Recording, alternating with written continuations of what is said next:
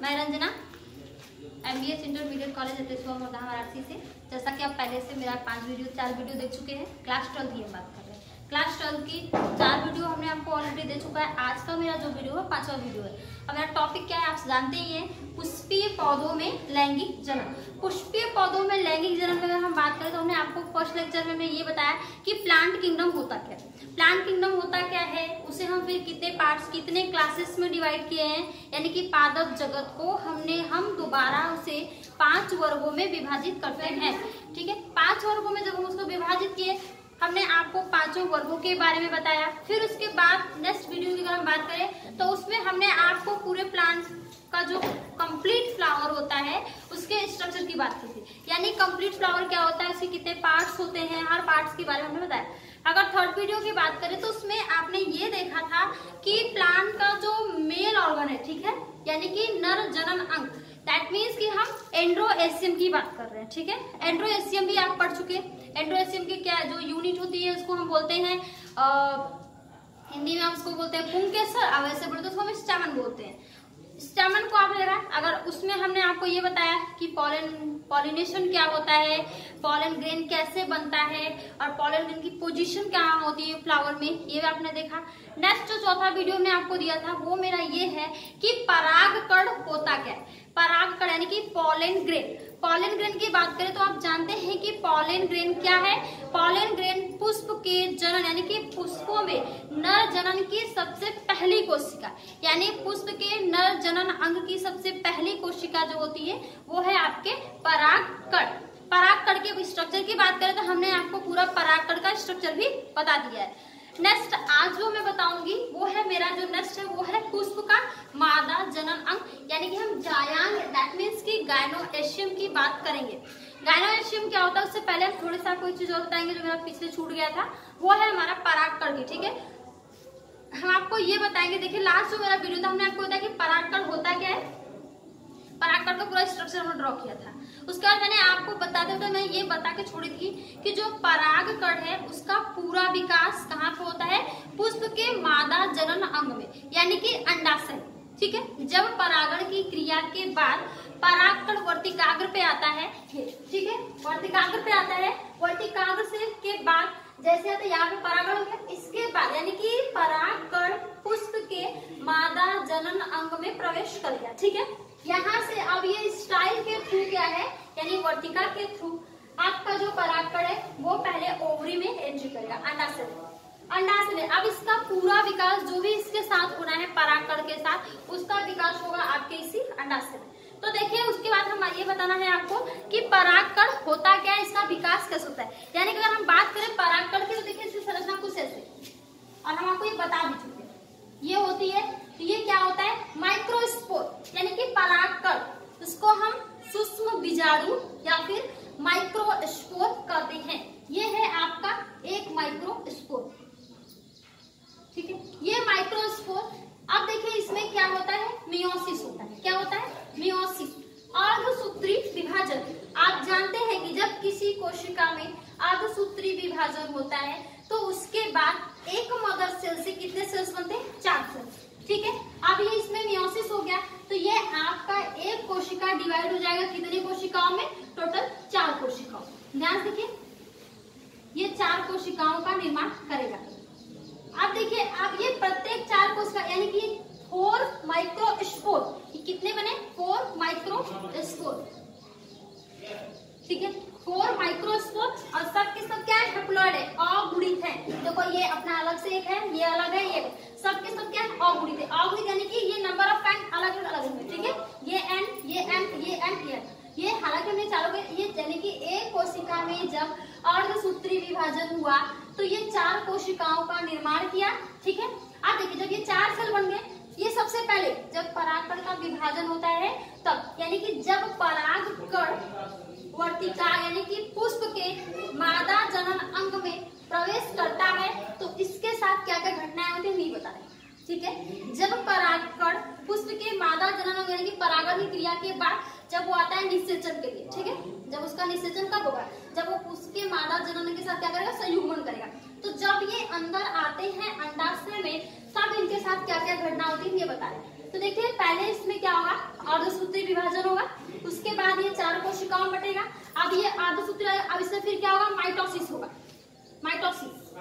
Mitosis यानी कि इसको बोलते हैं द्विविभाजन। यानी कि अब देखो मियोसिस में क्या होता है, एक सेल से 4 सेल बनते हैं, ठीक है, और इसमें एक सेल से 2 सेल, ठीक है। समसूत्री विभाजन, इसको हिंदी में बोलते हैं हम अर्धसूत्री विभाजन। जैसा कि आप पढ़े हैं, अर्धसूत्री विभाजन कोशिकाओं का विभाजन हो रहा है।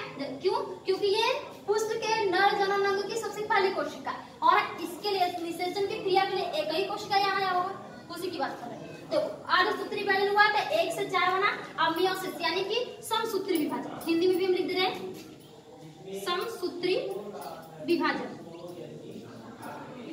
ठीक है। समसूत्री विभाजन हो गया। तो एक सेल से देखो, अब हम पूरे को लेकर नहीं चलेंगे, आप जान चुके हैं कि इससे ये 1 से 2, ये 1 से 2, ये 1 से 2, 1 से 2, यानी कि कितने बनेंगे आपको टोटल 8, ठीक है। अब देखिए हम एक को लेंगे, बाकी आप समझ लीजिए, यानी कि हमने एक लिया केवल।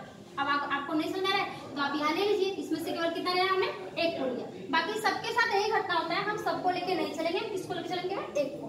तो अब इससे इस एक से कितना बनेगा, 2, ठीक है। इस एक से अब कितना बनेगा, 2, या फिर अब दोनों को लेके चलना, ठीक है। इस एक से 2 बनेगा, तो अब देखो ये 2 सेल्स, ठीक है। अब ये धीरे धीरे क्या करेंगे, डेवलप करेंगे, विकास करेंगे, क्योंकि आप जानते हैं कि जो हमारा क्रोमोसोम होता है, जब XX XY, ठीक है, X और XY, इसको देखो, फिर यहाँ से जब इनका फ्यूजन होता है तो XX और ये XY, ये XX और ये XY, यानी कि हमने प्रत्येक के साथ कराया, तो हमारा ये सब तो एक साथ बनेगा नहीं, केवल कोई एक ही रिजल्ट आपको मिलेगा ना। ये नर गुणसूत्र, ये मादा गुणसूत्र और ये नर गुणसूत्र, जब दोनों लोगों का आपस में फ्यूजन होगा, फ्यूजन के बाद निषेचन हुआ, निषेचन के बाद आपका ये जाइगोट बन गया, तो क्या आपको एक साथ ये चारों मिलते हैं? नहीं, इसमें से कोई एक, या तो कोई डॉटर मिलेगी, या कोई डॉटर, या फिर सन, या फिर सन, ठीक है। तो इसमें से कोई एक ही मिलेगा, तो हम इसी को लेके चलेंगे ना, केवल एक कोशिका लेके चलेंगे। तो वैसे ही निषेचन की क्रिया के लिए विभाजन तो बहुत होता है, लेकिन जब निषेचन होना होता है इसके अंदर, तो कोई एक ही सेल आएगा। परागकण का एक कोशिका स्त्री केसर के एक कोशिका से कंबाइन करेगी। देखो इनका एक कोशिका, ये इनका एक सेल और इनका एक सेल, यानी कि ये भी एन है और ये भी एन। अब ये दोनों लोग जब आपस में मिलेंगे तो क्या बनाएंगे, 2n, ठीक है। तो जब 2n यानी कि अब आपकी जो नया पुष्प बनेगा उसकी पहली कोशिका। तो ये बात कर, ये नहीं कि हम ये पूरा है तो पूरे को, हम किसी एक को लेकर चलेंगे, बाकी सबको उसी बेसिस पे हम मानते हैं। क्योंकि हम ये फ्लावर में पढ़ रहे हैं, ये बात पता है कि एक बीज बोते हैं, लेकिन रिजल्ट कई, ऐसा जरूरी कि एक से एक ही पौधा आपको मिलता है, बहुत सारे मिलते हैं, तो ये विभाजन होता है इसी प्रक्रिया द्वारा। तो हम सारे फ्लावर, एक ही फ्लावर लेंगे, एक पुष्प ले रहे हैं, और एक पुष्प के सारे बीज के बारे में तो पढ़ेंगे, कोई एक लेंगे और उसके बारे में क्या करेंगे, स्टडी करेंगे। बाकी सबको हम मान ले ऐसे बेस पे करते हैं, ऐसे ही क्या वो कर रहे हैं, फंक्शन कर रहे हैं। तो देखिए अब ये हो गया, तो एक को हटाते हैं, इनका विभाजन हुआ तो 2 बना, ठीक है, 2 बनेगा। आपको पता है माइटोसिस हुआ तो 2 बना है। देखो अब ये आगे चलेंगे तो डेवलप करेंगे, ठीक है। जब ये देखो जब ये डेवलप करेंगे तो कुछ ऐसा बनेगा, या फिर इसको एग्जाइन करना है ना, एग्जाइन और टाइम बताएं पिछले वीडियो में क्या है, तो आप इसको ऐसे कर लीजिए, ठीक है। इसको एक देखो, इसमें एक जनरेटिव सेल आएगा और एक जो होता है न्यूक्लिएटेड सेल, ठीक। तो देखो अब ये परागकण का क्या हो रहा है, विकास हो रहा है, क्या हो रहा है, परागकण का विकास हो रहा है। तो ये क्या है, एग्जाइन है, क्योंकि ये परागकण का बाहरी आवरण है, किसका बना है, स्पोरोलेनिन नामक प्रतिरोधक कोशीय पदार्थ से परागकण का बाह्य आवरण क्या है, बना होता है, ठीक है। ये हम बताएं बकायदा पिछले वीडियो में। और ये नीचे वाला जो भीतर का आवरण है वो क्या है, इंटाइन है, इंटाइन, खोल के एक बार देख लो सब लोग, इंटाइन, ठीक है। अब ये किसका बना है, ये पेंटोसेलुलोज नामक एक पदार्थ से मिलकर बना होता है। अब देखिए जो बाह्य आवरण है, इसी बाह्य आवरण के ऊपर छोटे छोटे छिद्र होते हैं, ठीक है, जिसे हम जनन छिद्र कहते हैं। और जनन की क्रिया में यही जनन छिद्र क्या करते हैं, भाग लेते हैं। कैसे, क्योंकि इसी एंजाइम के ऊपर जो छोटे छोटे जनन छिद्र दिख रहे हैं, इन्हीं से कुछ छोटी छोटी ट्यूब लाइक नलिका नुमा संरचना निकलती है, जिसे हम पराग नली कहते होते हैं। ठीक है, अब बात करें अगर जननशील की, तो वो भी हम आपको बताए हैं कि अगर आपके सामने पौधा एक बीजपत्री है तो उसमें कितना होगा जननशील? 1। अगर 2 बीजपत्री है तो 3। ठीक है, तो ये देखिए अब ये धीरे धीरे बात करें तो ये क्या है? इसका न्यूक्लियस है। अब ये इसका न्यूक्लियस है, तो देखो ये इसका क्या है? जेनरेटिव न्यूक्लियस है, जेनरेटिव न्यूक्लियस। ठीक है, ये इसका जेनरेटिव न्यूक्लियस है और ये इसका ट्यूब न्यूक्लियस है। ये क्या है? Tube nucleus. ट्यूब न्यूक्लियस इस प्रकार देखो, जो ट्यूब न्यूक्लियस है इसके डेवलपमेंट में हेल्प करेगा और जो जनरेटिव न्यूक्लियस है ये क्या करेगा? लक्षणों को, नाम से पता चला यानी कि जनरेशन, एक पीढ़ी से दूसरी पीढ़ी में जो लक्षणों को ले जाए, यानी कि ये क्या करेगा? आपके कैरेक्टर को आगे बढ़ाने का काम करेगा और यही से क्या होता है? बॉडी फॉर्मेशन की प्रक्रिया शुरू होती है। अगर हम बात करें ये क्या है, तो आपको पता चल गया है कि क्या है? परागकण की संरचना है और इसका विकास कहाँ हो रहा है? नर युग्मोद्भिद। ठीक है, नर युग्मोद्भिद के विकास की संरचना है, ये निषेचन की बात है। अब इसके बाद आइए मैं आपको बताती हूँ, ये क्लियर होगा, ये बताना था, आज मैंने इसको भी बता दिया। फिगर का नाम अगर नोट डाउन करना है तो आप कर लीजिए, परागकण नर युग्मोद्भिद का विकास, यानी कि परागकण का विकास क्रम इसी व्यवस्था में होता है। इसको फिगर बना के बकायदा इस चीज को तुम लोग लिख लेना। नेक्स्ट अगर हम बात करें, ये देखो माइक्रोस्पोर मदर सेल, यानी कि ये पहली कोशिका है। अभी देखो आप कंफ्यूज मत होना, कंफ्यूजन की क्या बात है? अभी हमने बोला ये तो नर युग्मक है, लेकिन हम यहाँ मदर सेल लिखे हैं। भाई कोई भी आप एक वैसा नाम दे देता है, ये मदर सेल यानी कि पहली कोशिका है नर युग्मक। तो ये हो गया, मैं वीडियो रब कर रही हूँ, बाकी आप पॉज करके नोट करिएगा, पार्टिसिपेट कर लीजिए। देखो अब मेरा नेक्स्ट टॉपिक जो है जायांग, ये छूटा था इसलिए बताया, आज का जो मेरा है ये है जायांग। देखिए जायांग क्या है? ये पुष्प का मादा जनन अंग है। ठीक है, पॉइंट को लिखते चलो, ये पुष्प का मादा जनन अंग है। ठीक है, और ये क्या करते हैं?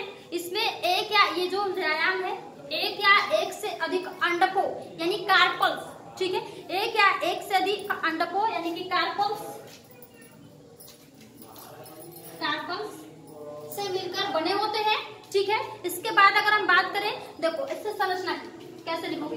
ठीक है, इस तरीके से इसको बोलते हैं, इसके देखो इसके जो आपका ये कार्पल्स है, इसके सबसे ऊपर एक गुंडी नुमा संरचना पाई जाती है जिसे हम स्टिग्मा यानी कि हिंदी में वर्टिकाग्र, स्टिग्मा यानी कि हिंदी में इसको वर्टिकाग्र कहते हैं। स्टिग्मा के नीचे एक पतली धागे नुमा संरचना होती है जिसकी सहायता से स्टिग्मा जो है अंडाशय, ये अंडाशय, ये क्या है? अंडाशय से जुड़ा रहता है, उसे हम स्टाइल यानी कि वर्टिका कहते हैं। क्या बोलते हैं? वर्टिका।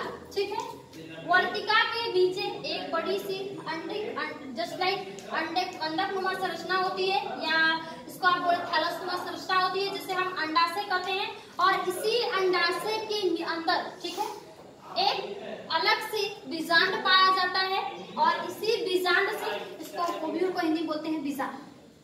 क्या बोलते हैं? बीजांड। और इसी बीजांड से क्या है? बीज का निर्माण होता है और इस अंडाशय से किसका होता है? फल का निर्माण होता है। कब? जब निषेचन की क्रिया संपन्न हो जाती है तब, यानी कि निषेचन की क्रिया के बाद अंडाशय फल में परिवर्तित होता है। ये एक नया क्वेश्चन है, ये किसमें परिवर्तित है? इससे अंडाशय से फल बनता है और बीजांड से क्या बनता है? बीज। यानी कि हम किसी चीज का फल वगैरह खाते हैं, अगर हम बीज खा रहे हैं तो किसका परिवर्तित रूप है? पुष्प के मादा जनन अंग के। ठीक है, यानी कि अगर हम किसी चीज का बीज खा रहे हैं तो वो किसका परिवर्तित रूप है? पुष्प के मादा जनन अंग में उपस्थित, यानी कि अगर आप बीज खा रहे हैं तो उसका मादा जनन अंग वाला भाग हम खा रहे हैं। ठीक है, में उपस्थित बीजांड का परिवर्तित रूप होता है बीज। ठीक है, सीड। जो फल है ये पुष्प के मादा जनन अंग में उपस्थित अंडाशय का परिवर्तित रूप होता है फल। ठीक है, यानी कि अगर आप फल और बीज खा रहे हैं इसका मतलब आप उसका कौन सा भाग खा रहे हैं? मादा जनन अंग वाला भाग खा रहे हैं।